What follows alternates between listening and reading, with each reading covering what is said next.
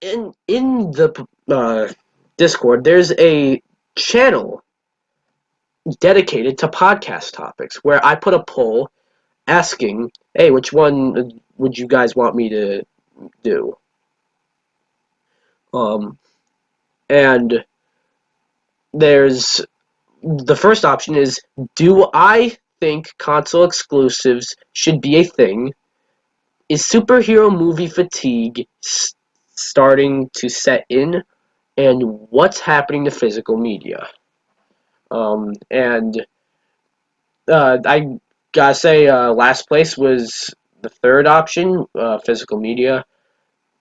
Second place is superhero movie fatigue. That's something I actually do want to talk about at some point, but maybe next month. And the first option is first place. How that just worked out very well. Console exclusivity. Look, a lot of people are saying stuff like, I mean, obviously a console needs exclusives. Like, Nintendo needs Mario, um, Microsoft needs Halo, and Sony needs. They don't really have a particular mascot, but they need God of War, Uncharted. They need all that kind of stuff. But I see people more, you know, upset at the fact that like Spider-Man on PS4 is exclusive to PS4, or you know, uh, Marvel Ultimate Alliance 3 or Bayonetta. Marvel Ultimate Alliance 3 wasn't that good, but Bayonetta is exclusive to Switch and Nintendo. I can't think of any franchise like that exclusive to Microsoft, but you see, why yes, some instances of a console exclusive is dumb. I think timed exclusives are kind of dumb. I get like there's a deal with the certain company. Like in the case of the Final Fantasy VII remake, it's dumb, yes, but like it's not dumb in the case of the Spider-Man PS4 game, and I'll tell you why. That's because Insomniac did it, and while they aren't owned by Sony, no, they are now. Sony bought them, but um, they weren't when this game came out. They gotta find a way to get people to get a PS4, and that actually worked with Spider-Man.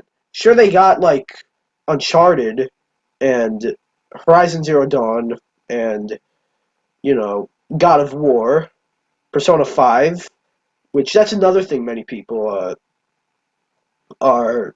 The Persona 5 is another one that people are sort of iffy about, but with Spider-Man, it's like, yeah, it's fine that it's a PS4 exclusive. I don't really see much of a problem, especially now since it's it kind of has to be an exclusive to the PS PlayStation now because Insomniac now owns or PlayStation now owns Insomniac. What people don't understand, what I see that people don't understand is when they say it's dumb that the Bayonetta games are exclusive to the Nintendo consoles. And to that, I'd say, why, yes, the first Bayonetta game was on Xbox 360 and PS3, and I think it was on the Wii U as well. Um, though later, not it went to the Wii U later, but Xbox and PS3. I That's because it Bayonetta 2 was a Wii U exclusive, and Bayonetta 3 is going to be a Switch exclusive because the franchise would not exist without Nintendo. You look at Bayonetta 2, all right? And it's there. It's on the Wii U because Nintendo saved the franchise. It literally would not exist without Nintendo. Like they it was on its deathbed, and Nintendo reached out and helped out Platinum Games and Sega, and basically Platinum developed it, Nintendo publishes it, Sega owns it, but Nintendo published it. they had the publishing rights to that particular Bayonetta game, and they also, I believe, they're probably gonna have the publishing rights to this new Bayonetta game. And another one is No More Heroes. I'm not quite sure about the story of that. No More Heroes 1 and 2 were exclusive to the Wii, and No More Heroes 3 is exclusive to the Switch. I believe it's like a similar story, but instead, like, I think Nintendo has the publishing rights to No More Heroes. I'm not sure. Don't quote me on that. But in the case of Persona 5, that's also like, Sony helped develop the game. They helped develop Street Fighter 5 as well, and that's why but that was a timed exclusive, which was weird. Or yeah, I think it's on Xbox, and Xbox had a timed exclusive that was Rise of the Tomb Raider, which I think actually did poorly because of it. The fact of the matter is, console exclusives. The complaint about console exclusives is invalid, I feel, because a console needs exclusives. Even if Nintendo has Mario, Zelda, Smash, Pokemon, or if Microsoft has Halo, Forza, fucking Gears of War. The fact that it took me a little while to think of exclusives for the Xbox, or